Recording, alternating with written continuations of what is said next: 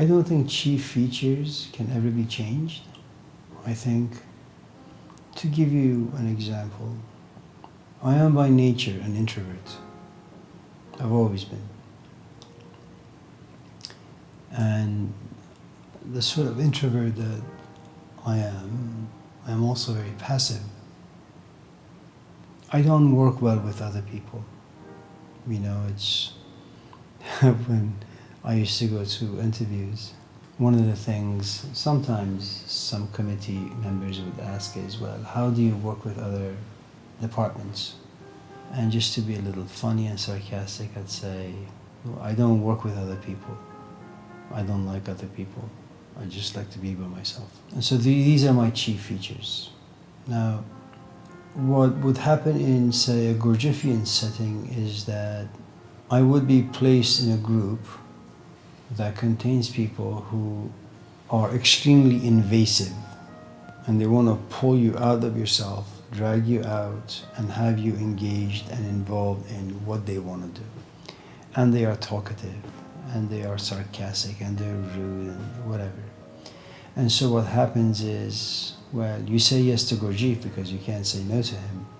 And initially you have the patience and the forgiveness and all the stuff that introverts have. They say, okay, you know what, I'm just going to be as patient as I possibly can to endure this hellhole. There comes a point where your capacity is full. You can no longer take it. And now you want to lash out, you want to be angry, you want to kind of find the corner and go sit and hide. But they're not going to allow you to do this. And Gurdjieff is watching you. And so what happens is, as your trash bin gets full, now the negative parts come out. And now you have a couple of options. You can either express the negative parts, the negative emotions that come up, which Gurdjieff forbids you doing this. That you can't express anything that's negative because it'll come to life and consume you. And you must never blame other people for the way you feel. You feel the way you feel because you want to feel the way you feel. And you have to have enough insights and enough mindfulness and awareness to know all of this stuff. So just in case you want to carry your sorry behind somewhere in a corner and cry or scream or punch someone, you kind of hold yourself together and you continue working with these people while having the conflict on the inside. And it could be the flip side, which is someone who is very engaged, very talkative, gets nervous and consequently talks all the time, is put in an environment where they need to just shut up. And every time they want to talk, something about them or the group says, keep your mouth shut. And so the struggle begins to happen. I think one of the nice things about the struggle that takes place in combating the chief feature, at least coming to recognize and work with it, is that there's going to come a point where your training at the Gurdjieffian Center is coming to an end. Or maybe you go there from 6 in the evening to about 10 at night, right? But in the morning you have a job. And that's what Gurdjieff demanded, that people have a real life and then they come here as well. And so what you encounter in everyday life is that people push your buttons. But you have to be able to keep yourself together. You have to make sure you don't fall apart.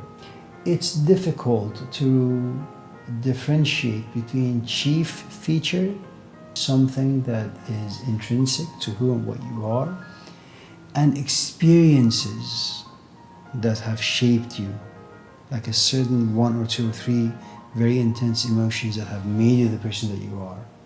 Like you married at the age of 18, things went really, really horrible, and you have vowed never to remarry again or never to be in a relationship again. Okay, that's not a chief feature. That's something you have learned as a way of protecting yourself. Okay, a chief feature is something you're, so to speak, born with, and out of that habits are created. This is an experience, and out of this experience habits are created. And you could say they're almost the same. And it's usually recognized not by the person, by the teacher who's out there working. And what's interesting about your question is that it has a market value now, in the sense that if you go to Barnes and Nobles or you go to Amazon to look for books around enneagram, Most of the good books on enneagram or typology, Gurdjieffian typology, is that they all contain sections on chief features, and they're designed for one thing. These books are mostly written for the employer, your boss, so he or she can figure out who and what you are, so they can have enough knowledge as to where they can place you that's most profitable for them and the least amount of conflict for you, because it would have an adverse reaction for the company or the group you're working with. Which is a nice little feature of the West, because everything ultimately becomes part of the market.